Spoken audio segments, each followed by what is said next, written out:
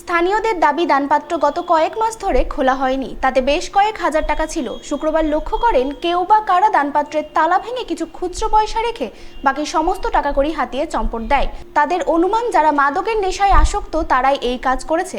তাই গোটা ঘটনা জানিয়ে পুলিশে লিখিত অভিযোগ দায়ের করেছেন। তারা চান পুলিশ ঘটনার সঠিক তদন্ত করে দোষীকে খুঁজে বের করুক।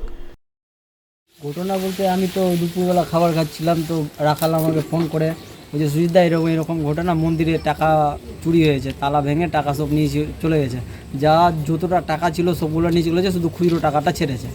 আচ্ছা, এটা কোথায় হয়েছে? এটা মথুরাপুর বোচাইতে। কিসের মন্দির রয়েছে? কোন মন্দির? এটা হনুমান মন্দির। হনুমান মন্দির। তো মন্দিরের কোথা থেকে চুরি হয়েছে?